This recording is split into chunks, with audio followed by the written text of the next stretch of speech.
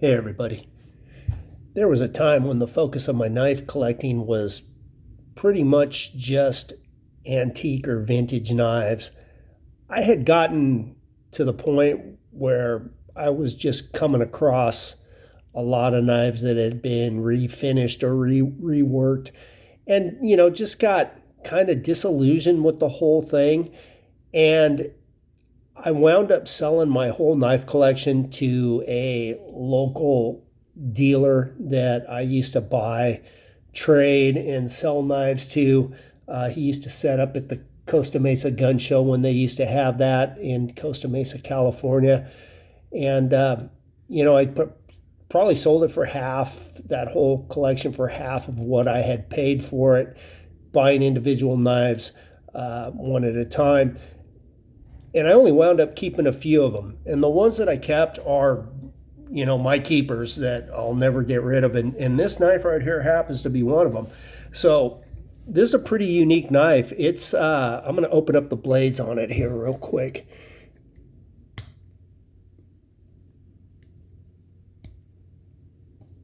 Get a look at that tank stamp if we can here. See if we could get this cell phone to focus. So it says Buffalo Cutlery Company. That's it.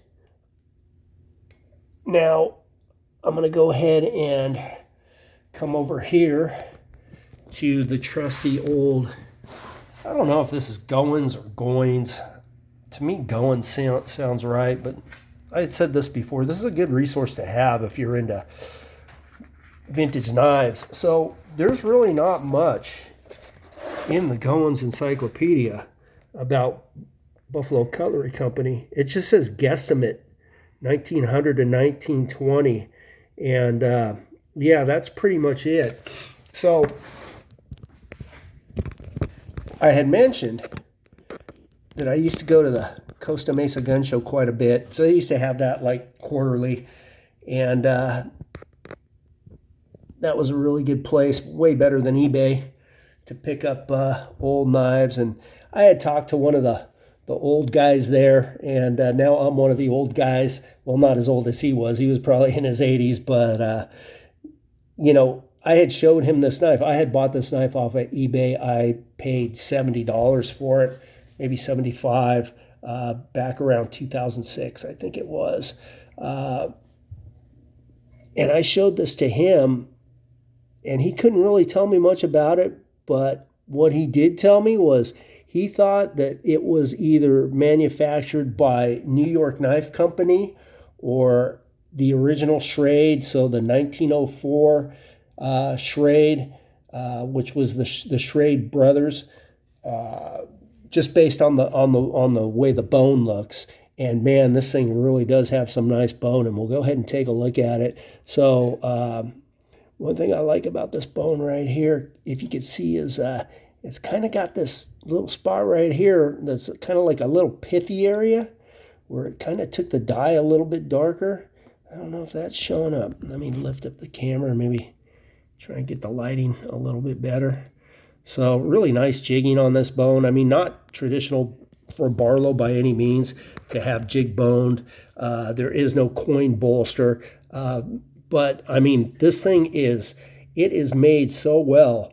I'm thinking that New York Knife Company is probably a possibility. The back springs are flush on both blades in all positions. Regardless if they're in the half stop, open, or closed.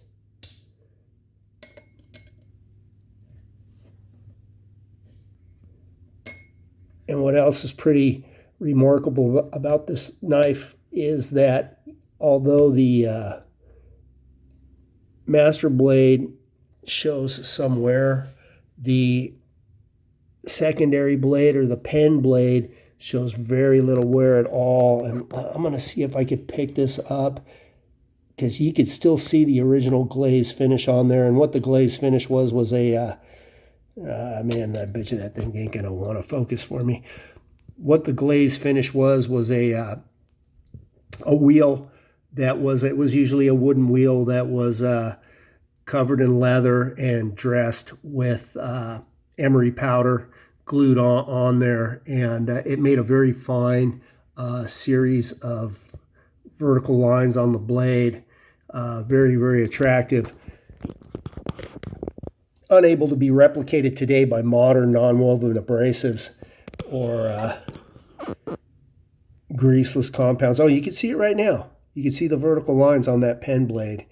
Well, they'd be horizontal because the blade is sitting vertical, but that's what I'm talking about right there. So a very rare Barlow, one of my favorite knives in my collection as far as the few that I have kept that are vintage.